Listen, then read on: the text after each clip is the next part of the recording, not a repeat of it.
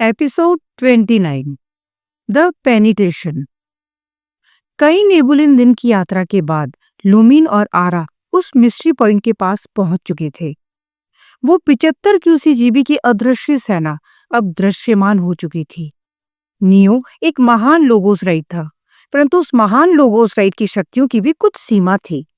उसने इस बटालियन को बहुत समय तक अदृश्य कर रखा था, परंतु आखिरकार उनका पर्दा उठ गया था।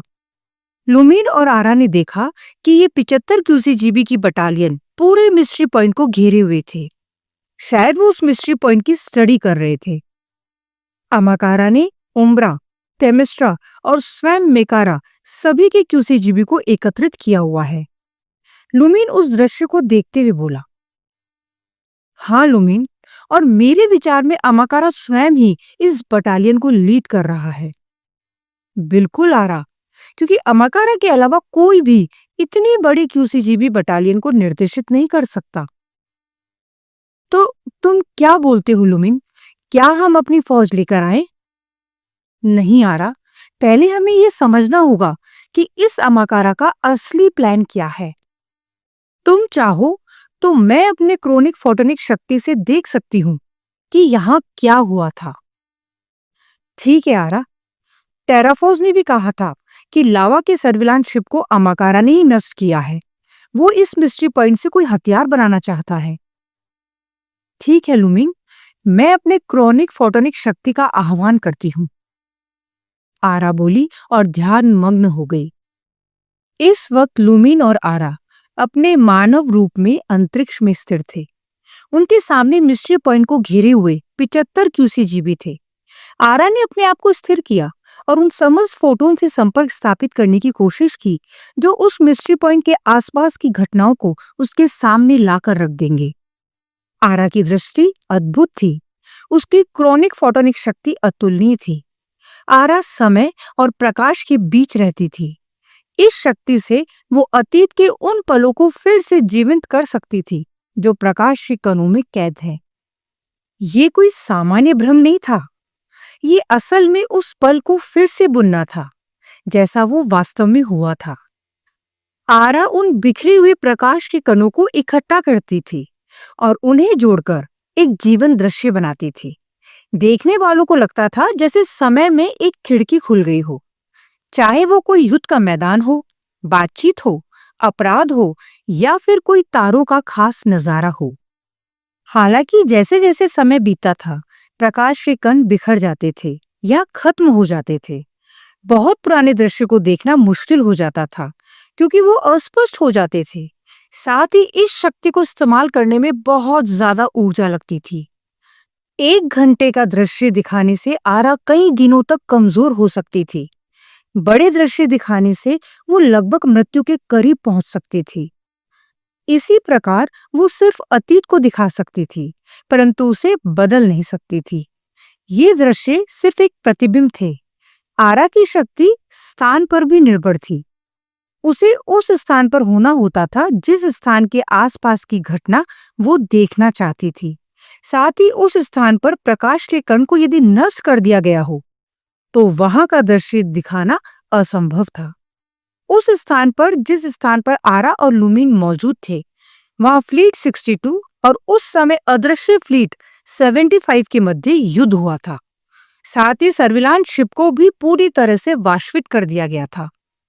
इस प्रकार क्यूसीजीबी के प्रहार से वहां के प्रकाश के कण नष्ट हो गए थे, परंतु फिर भी आरा ने काफी सारा दृश्य सजीव कर दिया था। लुमिन और आरा ने देखा कि सर्विलांस शिप पर मिस्ट्री पॉइंट से एक ग्रैपलर ग्रेविटॉन प्लाज्मा रे का हमला आया और वो वाष्पित हो गया। उन्हें अब ये पता था कि 75 क्यूसीजीबी की बटालियन उस मिस्ट्री पॉइंट को घेरे हुए थी। इन्होंने ही उस सर्विलांस शिप पर हमला कर दिया था।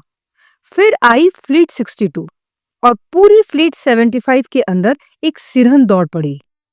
उन्हें एक बार को लगा कि उनका अदृश्य कवर हट गया था, परंतु फ्लीट 62 ने उन्हें बहुत ही हल्के में लिया और बस एक ही फायर किया। वो फायर भी लक्ष्यहीन था और बिना किसी नुकसान के निकल गया था। तब फ्लीट 75 को समझ आ गया कि फ्लीट 62 उन्हें देख नहीं पा रही थी। बस तब फ्लीट 75 ने वहां प्रहार किया जहां फ्लीट 62 की फॉर्मेशन सबसे कमजोर थी। फ्लीट 62 विचलित हो गई, परंतु उनके कप्तान ने आगे युद्ध करने के बदले अपनी फ्लीट को वापस भेज दिया। उसे पता था कि जब लावा इस फ्लीट के साथ वापस आएगा, तब लावा के नेतृत्व में ये फ्लीट किसी को भी आसानी से हरा देगी। लुमीन और आरा को अब पूरा खेल समझ आ गया था। लुमीन बोला, आरा, तुमने बहुत अच्छा काम किया है, परंतु तुम अब यहीं आराम करो, क्योंकि इस क्रॉनिक फोटोन शक्ति के प्रयोग ने तुम्हें थका दिया है। आरा कुछ नहीं बोली, वो बस अंतरिक्ष में स्थिर थी। लुमीन ने कहा, मैं इस 75 बटालियन की रैकी करके आता हूँ। आरा ने हल्की मुस्कान के साथ हामी में सर हिलाया और अंतरिक्ष की निस्तब्धता में यूं तैरने लगी मानो किसी शांत स्विमिंग पूल में कोई शरीर सहजता से फ्लोट कर रहा हो।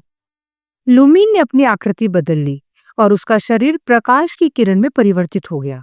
वो पल भर में फ्लीट 75 के चारों ओर घूमने लगा। उसकी दृष्टि पैनी थी, हर चाल, हर फॉर्मेशन को ध्यानपूर्वक पढ़ रही थी। जल्दी उसे समझ आ गया था कि इस सुदृढ़ संरचना में एक ऐसा बिंदु था जहां से इसे भेदा जा सकता था। कुछ देर बाद वो पुनः आरा के पास लौट आया। आरा, उसकी आवाज में आत्मविश्वास था। मैंने पूरा निरीक्षण कर लिया है। इस फॉर्मेशन में एक क्यूसीजीबी है जो सबसे कमजोर कड़ी है। अगर हम वहां जाए तो उसे अपने नियंत्रण में ले सकते हैं। ठीक है, आरा ने गंभीर स्वर में उत्तर दिया। हमें लावा को भी इसकी खबर देनी चाहिए।